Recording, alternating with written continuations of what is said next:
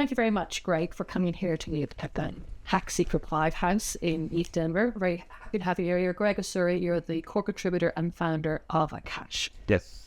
So excited to be here. Yeah, so I'm very excited because we've been chatting before the cameras are rolling. There's lots to talk about. Before we jump into what's really exciting you now and the future, there's a lot of things happening. Just give us a brief overall of the inspiration behind Akash and what you're doing.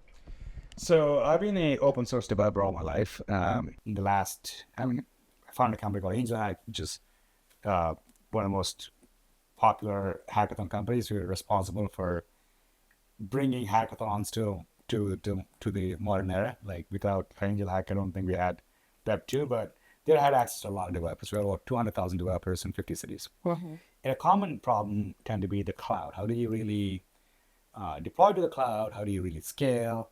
And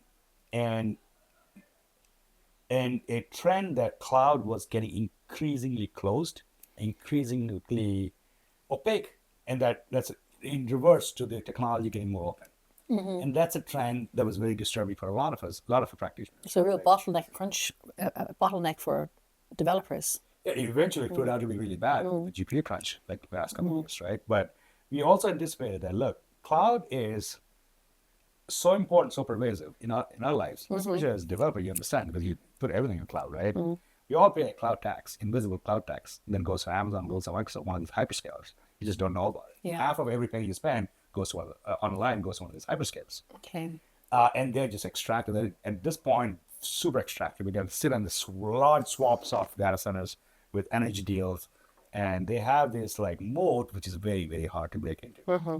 So there's so much control we're giving up, and that obviously leads to optimization, and obviously leads to just inefficiencies. Mm-hmm. I mean, that gets large enough, right? Yeah.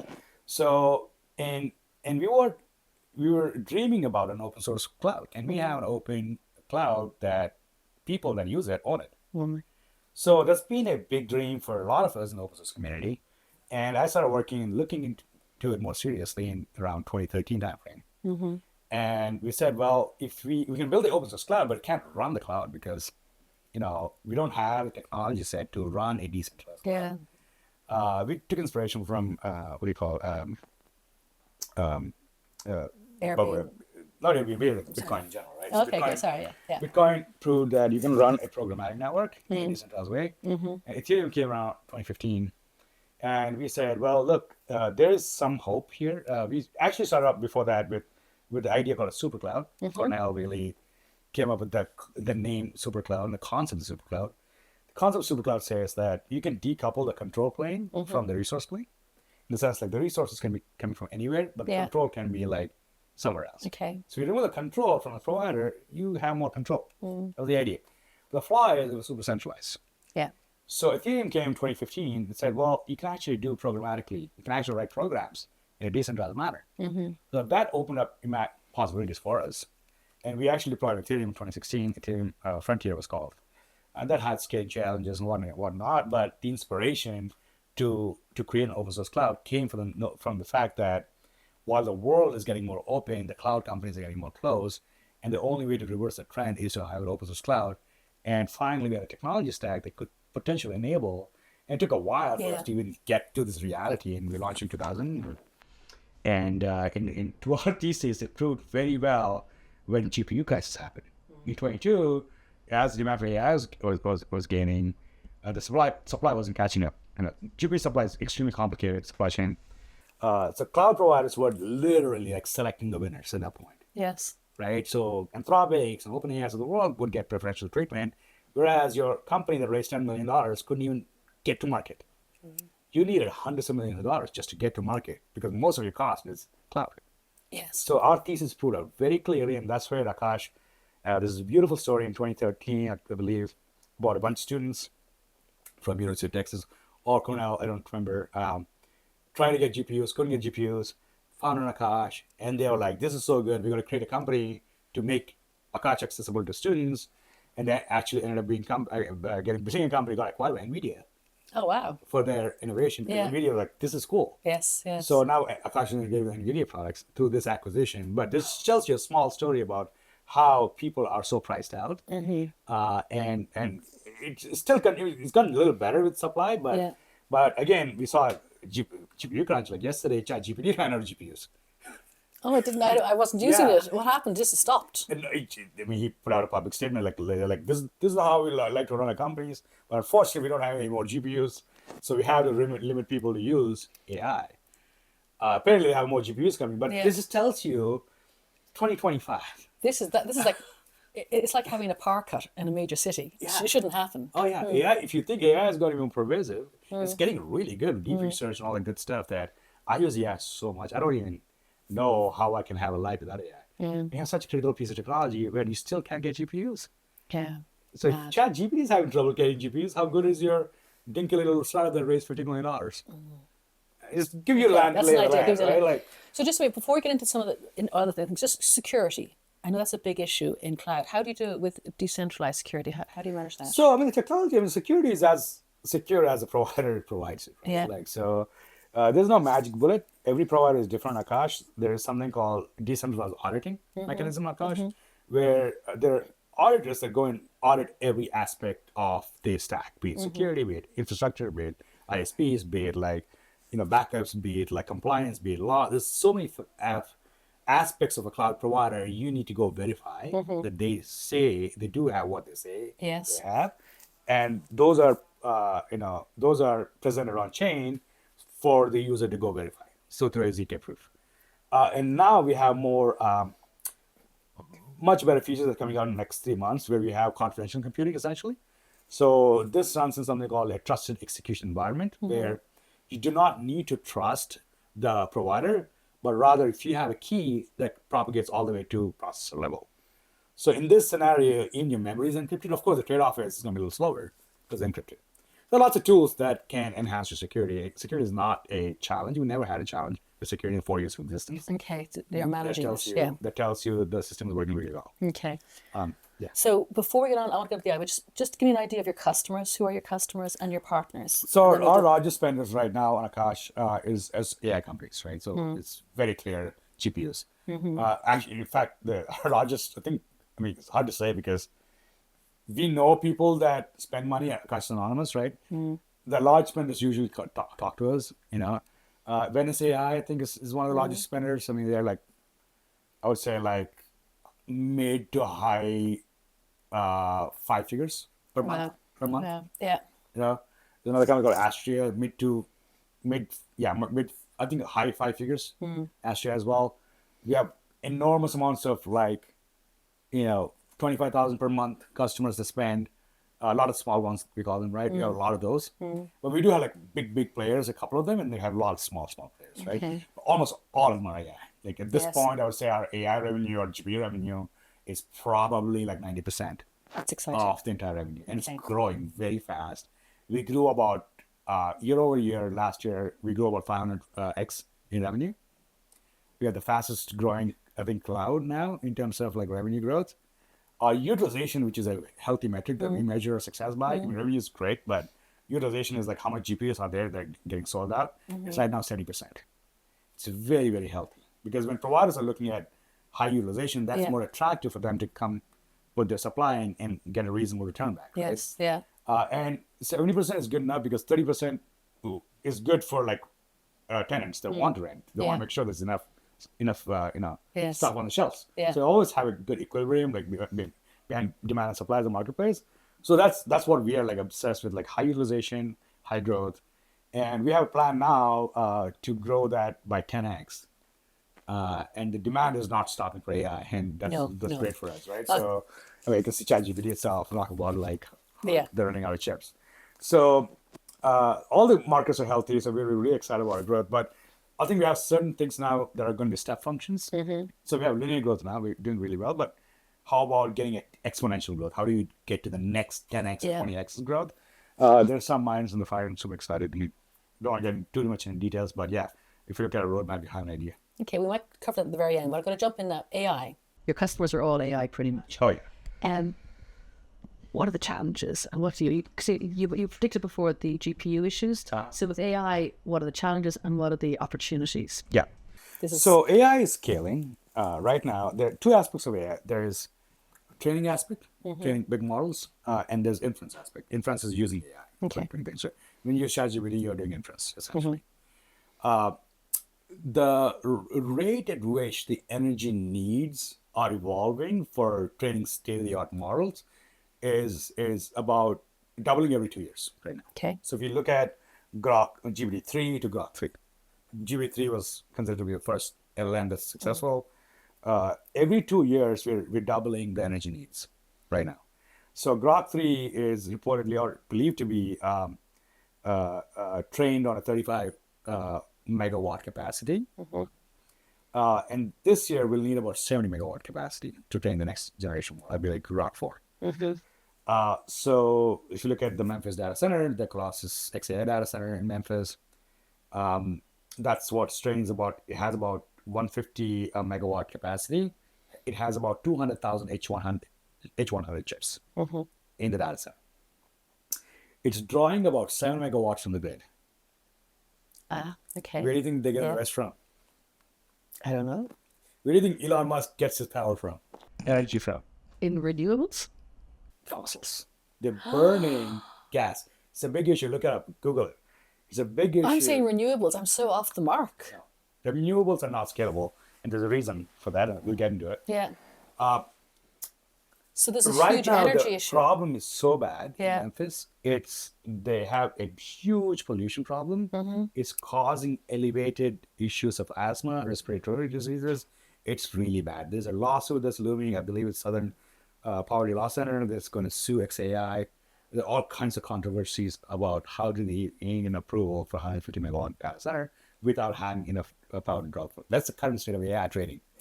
And is that across the? That's not just in Memphis. That's all over the world, presumably. Then is it?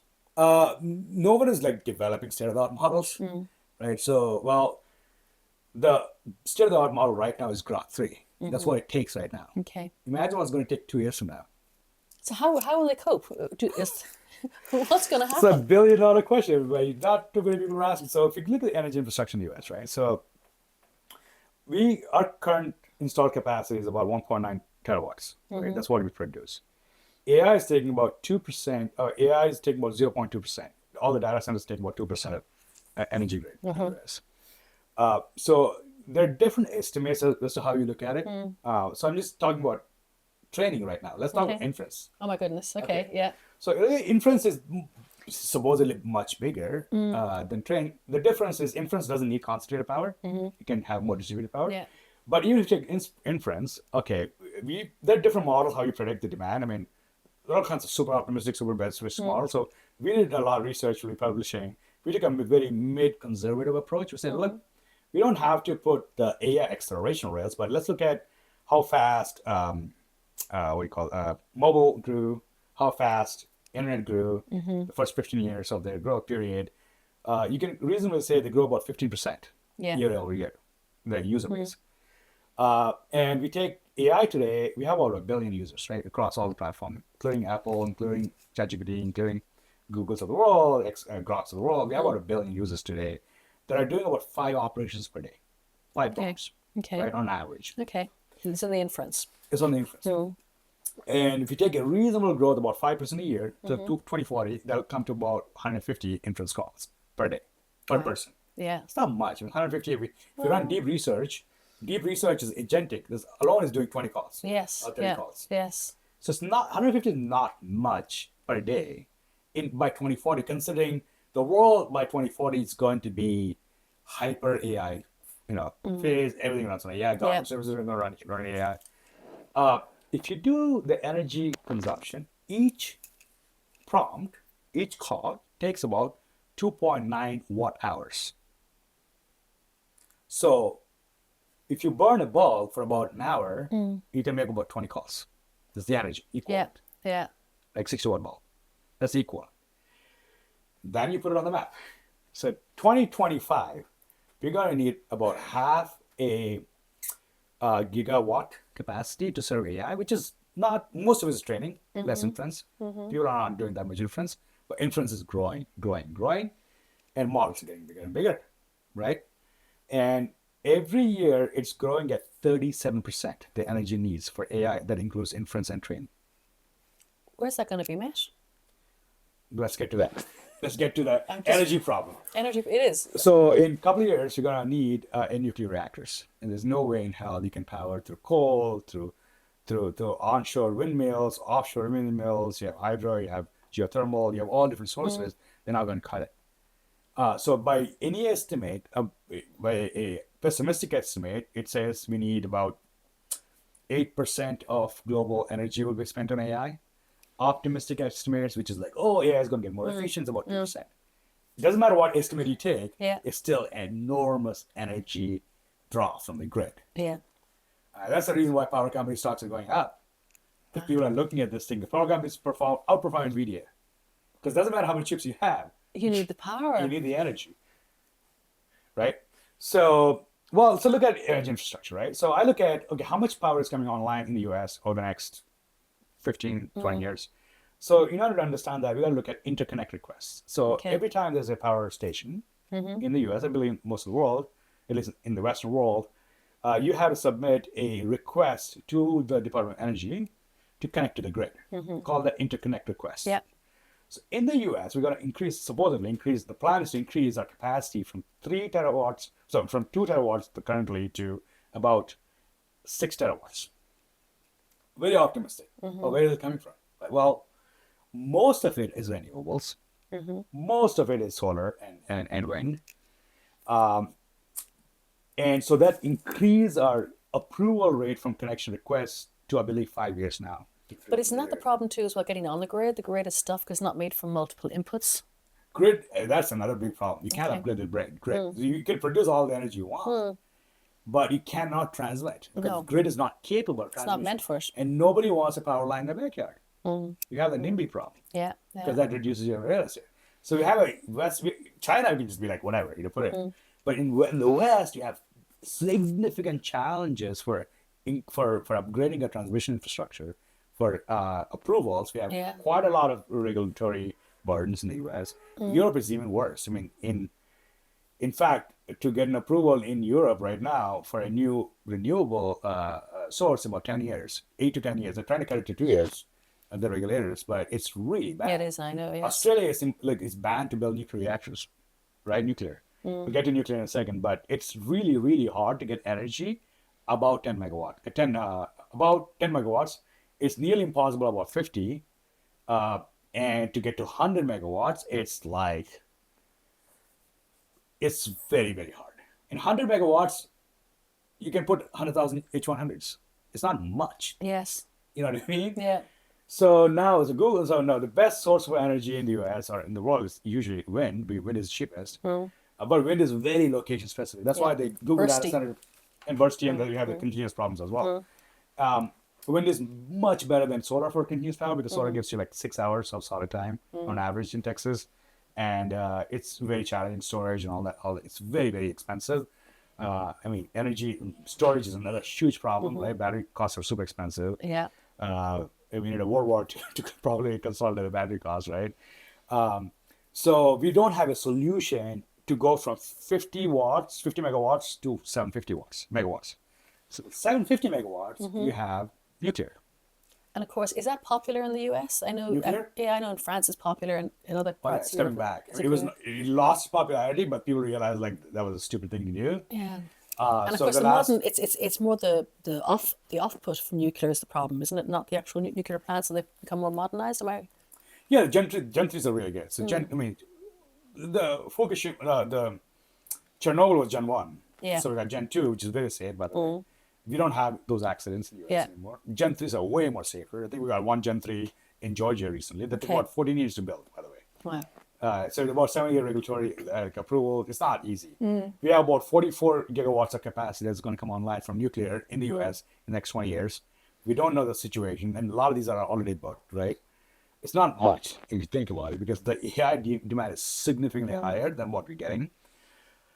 And honestly, people don't have a solution. I think people are just winging it at this point, right? It's a massive problem to solve. That's not like a nuclear reactor it's extremely expensive, extremely dangerous, and nobody wants to deregulate it because nobody wants to be the guy, if something happens, So is it in your future looking then? there isn't a solution, or we're just winging it? There is a solution. Okay, I think that's going to get popular, and we're getting a solution. Okay, cool. I was getting very worried there. I was getting a bit depressed. No, but if we go the way we're going, okay, you know, so it's current really bad. The methods state is not really great. bad. Okay. Well, what is the solution? Well, instead of needing concentration power, can we deconcentrate it? Okay. Can we tap into a distributed grid? The problem is energy at a single source. That is hard. Yeah. Well, AI training is primarily concentrated. You got to have large GPU clusters to train AI. You can't spread them across until about 2 months ago. What happened? 2 months ago, this big dream for AI engineers was, can we tap into distributed computing for training? Can we train over the internet? So AI training is very communications intensive, because there's this like every training steps you got to sort of like sync all your nodes together. You got to come to a single state, and if it takes a long time to resync all your nodes, it's going to take a long time to train, long time to release more energy, yada yada yada. But people have figured out a way to reduce the Google wrote a paper called Data Code last year, and a company called Prime Intellect implemented a paper called Open Data Code, and they were able to train a 10 billion parameter model over the internet.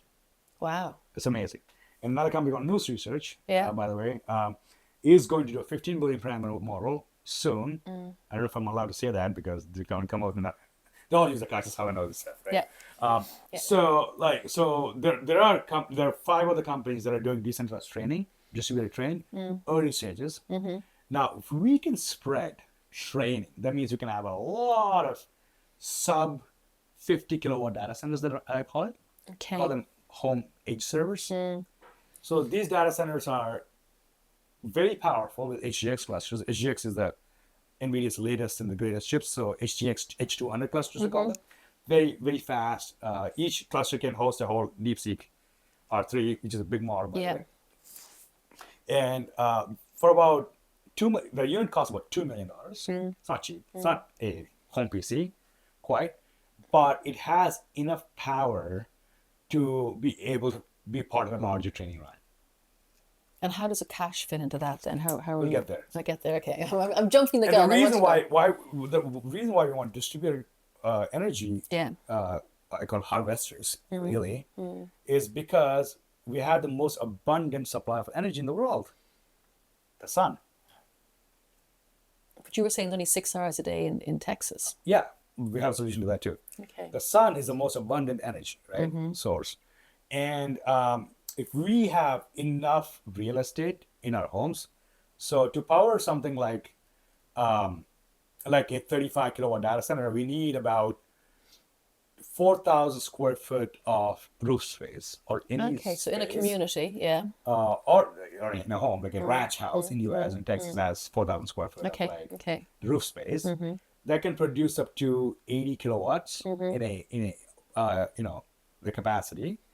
For simplicity, let's say 100 kilowatts. If you put that throughout the day, it gives you about 600 kilowatts of energy. You need 200 more, and this cluster takes about 800 kilowatts. So you need 200 more, that you can draw from the grid. And another thing you need is a battery pack. So to support such a battery, to support 100 kilowatt for 12 hours, about 1,200 kilowatt hour, the battery pack is going to cost $150,000. It's not cheap, but if you put the entire cost, it costs about $2 million. Now, having a $2 million home cluster that needs to make money in order to recoup, right? Yeah. How do you make money? I give it Akash. Okay. Akash has 80% utilization rate right now, or we can guarantee 80%. If you're selling these chips at $2.30, I have this whole spec out on our website actually, called we're calling it the Akash superclusters. Yeah. So you can make your money back in 4 years. A $2 million investment back in 4 years. Selling to Akash, putting it back to Akash. Wow. And you get to keep one of the servers for free. There's really cool math there. And we have financing available. So we have you're going to convert big houses into data centers. 10,000 of these data centers can build the next solar model. That is genius. Because you're right, because obviously it's the larger houses in the States, and you want the Sun States as opposed to maybe the slightly colder ones. And they're small enough capacity generators they can sell it back to the grid too. Yeah, It's not yeah. it's not massive, right? The grid can handle the capacity. And we think distributed computing is Yeah. the future, because we already have the tech that's working. We have the resources working. Akash right now connects 72 data centers. We can easily scale. I was going to say, how can you can scale to cope with this easily. Yeah, yeah, I mean, we're doing it right now. We're scaling Yeah. really well. yeah. Akash is not the one. There are several other players in the space at this point, right? Anything that's meaningfully popular, Yeah. you're going to have interest. We're not the only one that's focusing, but what's interesting, what we're doing that's different, going above just GPUs, is financing. You're providing the financing. Yeah. Because it's hard to get financing from your average bank. Yeah, You might but say, what are you if you talking about? can, so we're doing DeFi rails. So we're working with partners where we can decouple the ownership of the asset with the earnings. So we can sell the earnings to the debt provider. That means they're servicing the debt by the earnings they're getting. Yeah. So they have the rights to that DeFi token, the token, and we can sell the ownership of the asset to someone that wants depreciation, because this can be depreciated in 5 years. There's a tax. So someone's making money, Yeah. and they want depreciation because to offset the losses or their income, we can sell that. So we can, using the depreciation offset, we can reduce the interest rate. Wow. So who came up with that idea? Is there That's, everybody knows. Anybody that makes money, it's you always need depreciation? Yeah, but you need depreciation. How did you put it all together? We're smart people.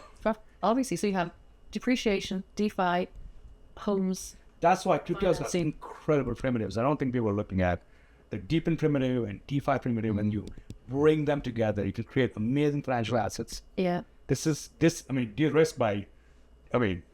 the default rate by putting them together into the CDBs. But that before, right? Small loans you can cut and sell. Yeah. And do different products. So we have like Wall Street folks that are working on this. In fact, finance is not my forte, but we have really, really incredible talent that's thinking through all that's done in the open too. Is beautiful. Yeah. I'd like, so you can purchase an asset and give you like 15% return. Yeah. Easily, and people will love that. And you can purchase a depreciation that will offset the income.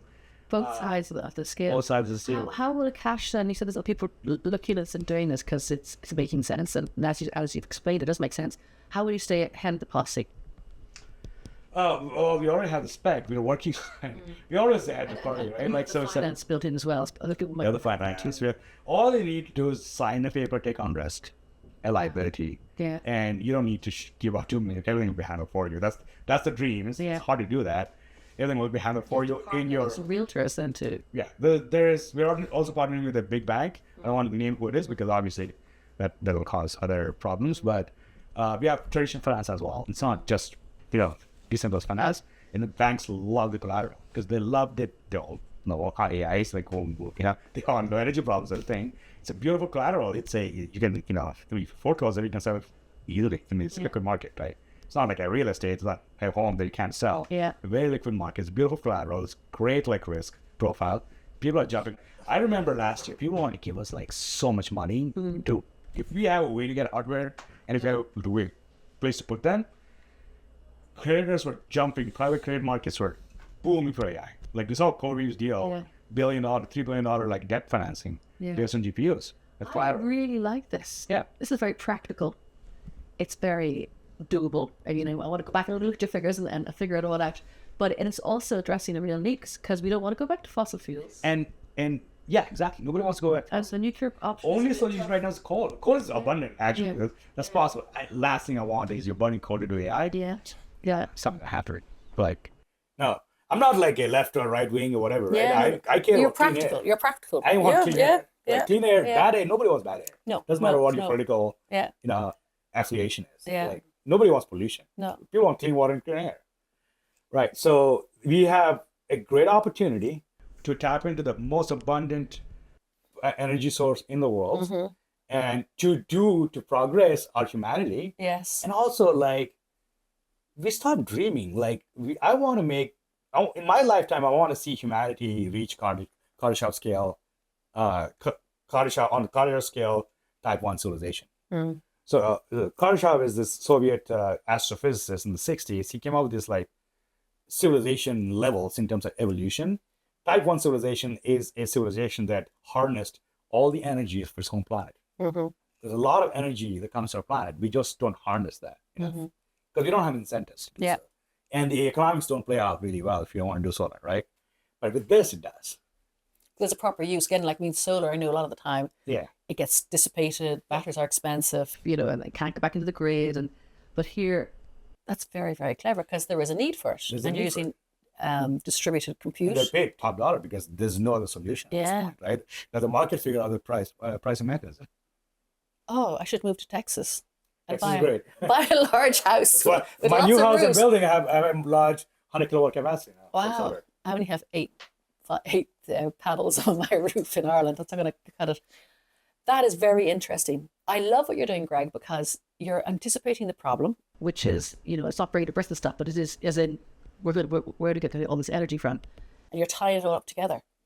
And you're using I'm not the only cash. one who's talking about the energy problem. Today, Yeah. Jazzy, Yeah. CEO talked about it. Yeah. There are people that's starting to talk like, okay, this is happening. But you're bringing a solution together and you've got the finance too as well, Packaging a traditional product. and the DeFi. I love it. Akash superclusters, we're calling them. Well, I'm very impressed. I did not expect this. I thought we were in cloud computing, not saving the world. It's Yeah. ultimately coming down to like, how can we make AI more accessible? Yeah. Yeah. In fact, it's so much better because like, if you think about it, like, okay, having a hyperscale data center, we know where these data centers, there are 600 of them in the US. Right? We have loads in Ireland. We've Yeah, 30% of our grid. Great example of you ran out of grid capacity. At Yes, this point, right? 30% of it is Ireland consumed. is a data center hub. Ireland, we had Some of the US East, Scandinavian countries too as well. Scandinavians have the geothermal advantage, which is amazing. So Iceland is really good. Right? Yeah. Like, Sweden is really good as well. Facebook went super crazy and like they have cooling too, which is amazing. Yeah. So cooling is about 20 to 30% of the cost of running the data center. Yeah, so I mean, all those are capped out in terms of like grid capacity at this point, right? So we have to. We have to think. It's like in some of the Scandinavian countries, they have that. What do they call it? The heating that goes from the data goes back in. So residential heating is some term. I haven't got it quite right, but it heats the town. It's amazing. So I that's clever. love that. I love thermodynamic solutions like that, where you're using the energy from the data center. You're not going to get rid of it. You can actually make. So I it actually have another solution that I'm planning around where this data centers at home generate a lot of energy. If you're clever, you can rotate that energy back to your homes. Yeah. Especially in the winter. Yeah. So especially in the colder climates. Yeah. yeah, and even in the warmer climates, you can use the energy for heating water. And you can redo. There are all kinds of cool things you can do. You can use the steam to generate more energy. So you can do all kinds of like cool solutions that I have friends that geek out of this stuff. Like anyway, you can get. It is fantastic because it means households don't have to worry about primary things at the last bunch of inflation. It was like heating and and utility bills and stuff like that. You can actually address them. Yeah. Okay, that is very, very interesting. I can see why you're excited. So, question for you then, Greg. When do you think this is going to happen? Is it happening now? And give me like a 1 to 10 year sort of view. Yeah, we'll have the supercluster. We'll have an experimental supercluster maybe by end of the year. Yeah. It's okay. not. We already have kind of one in a data center. We haven't put it in a home. The real challenge is can we actually make it feasible in a home? Yeah. We have an office. It could be home or office. But we have other. I mean, we're not waiting on the supercluster, but there's still. I mean, we got maybe about a year or two to really like be ready when this problem becomes extremely pervasive, and it will be. People are going to talk about it. There's the communities that are supporting these data centers are already starting to talk about it. I think it's going to be a lot more popular very, very soon. So we think a year will be out with the supercluster, and we'll probably deploy a bunch as an experiment in the next year. Right? Yeah. So I think year 3 will be like at scale and global scale level to really like, because there's going to be challenges. I mean, I've done hardware before. It's not easy. I mean, if you have the tech, it's just like enclosure in a residential setup. Yeah. That looks pretty and that looks like a consumer device is going to be the challenge. That is do you know what's really interesting? I do think I've been in this sector since 2017, right? A lot of hyperbole and all the rest of it. But you're addressing a real problem. And AI is not going away. AI is eating the world, obviously. But you're addressing a real problem and coming up with solutions and using the Web3 thinking ethos and tech to solve it. Yeah, and the better part of this whole grid model versus a hyperscale model is nation-state threat actors. Like dealing with a hyperscale data center, there were 600 of them in the US. We know exactly where they are. Yeah. Like, it's not secret. All you need, if there's an adversary in the future, all they're going to do is send EMP bombs to these data centers in drones. I have not Swarms considered of that. drones. Mm. It's not going A to be vulnerability. an airplane coming and doing bombs, but it's going to be some unobvious way of attacking these data centers. Because if the AI is going to be a like better America So or you, the West, you close down the country. you shut down. Yeah. They're going to go after the infrastructure. Yeah. Like centralized infrastructure is so vulnerable, Yeah. and they've shown this before. They went after our nuclear power plants. They went after our regular like hydro thermal power plants. They go after our data centers. You know, that's the weak points, right? Yeah. When Russia invaded Ukraine, what do you think they took them out first? Yeah. Utilities. Yeah. Utilities. Yeah. Yeah. So you got to decentralize the grid to have a more resilient world. Instead of having a single place that can be attacked, Yeah. I would have 10,000, if not million of these places that generate energy, or sharing energy in a peer-to-peer manner. So that's why I'm so like, I think the importance of decentralization is like undermined because the comfort level of centralization is so high. But if you think through a lot of the issues, it becomes so obvious, and so obvious that we have to like think about the advantages of decentralized infrastructure. Now we have a real problem that we need a solution. And I think I'm super excited because like I think we have like 4 years or 5 years of solid time. Yeah. I'm hopeful that the offshore wind projects take off. I love wind, but wind is highly polluting. But now they're putting wind in the oceans, right? Yeah. Yeah. We think it's. I mean, at least from the interconnection request, we saw we're going to get about 480 gigawatt capacity from wind in 2033. I'm hopeful. That's a small bucket in what we need. We need about 80 terawatts, I believe. So we're getting like, very small. So you're an energy man. Oh, I had to become an energy man. I mean, more of a data man, right? Like, I don't know. I think you're more energy. I think you're energy. At this point, I read and research. I don't really. I mean, energy is simple math. It's just kilowatt hours, or megawatt hours, gigawatt hours. Look at supply, look at demand, and then you ask enough questions. You'll be like, okay, where are we getting from? And you look at all the different possibilities, every possibilities, and look at the feasibility of these possibilities, and look at the challenges of these possibilities. Well, doesn't matter if you get the offshore, you still can't transmit to the time. Yeah. Well, why can't we transmit? Because, well, it's political. It's societies, it's communities, it's towns. It's like things that don't like upgrading their power lines because they don't care about AI. Yeah. Yeah. Unless they have incentive. So, yeah. And then you got, okay, can we incentivize these people? Yeah. Well, crypto is great at it. How do you incentivize? Well, if you put this thing, you're going to make money. Yeah, and you do get your ROI in 4 years, so your base costs are gone, and now you're just making money afterwards. The people like that. I like that. Yeah, everyone likes it. So I think a lot of Web3 is about understanding the problem and using incentives to solve the problem. Some Bitcoin did it, but incentives in a clever way. Yeah. And using crypto, those incentives are, for sure they deliver. You can measure, you can easily test and measure. Yes. You can't do that level of like iteration without crypto. That's what I've noticed. Yeah. That is very interesting. Yeah. I'm so glad we jumped into that whole AI stroke energy question. And I love the solutions. And I know you're up there first, and I hope you keep being up there first because, and I'm sure you'll lose people following you. And that's not bad either, is it? Yeah, that's good. It's good. It's good for the world. So it doesn't matter if people copy you. That's no, we have so much demand. I don't think Akash alone is going to solve this problem. Yeah. That's what I mean. I like to see this solved at a societal scale. Yeah. And that's in general good for the world because the more AI we use, the better we're going to be in terms of progress. Yeah. I mean, think about the medical innovation. Think about all the, space innovation. Think about all the I code a lot now than I used to code before because of AI agents. Like I'll be sitting and talking with you, I'm just coding. As a CEO, it takes a lot of time generally, but I don't have to focus on it. Yeah. The AI do it for me. Now, the amount of things I ask from my team is so less because I just do it myself. By the time it takes for me to ask somebody, I realized people this week and they've said, head of engineering, rather than their devs, they come, oh, here, I did the morning. Can you guys just the proof acceleration for humanity is so high. Yeah. And the progress we're going to make as a result is going to be so high that we cannot impede on its progress. And the energy is going to be the problem, and we're going to solve it. Yeah, I like that. Thank you very much indeed. Super. Brilliant. Thank you, Greg, for your time today. It's been amazing. Awesome. This is fun. Yeah, thank you very much.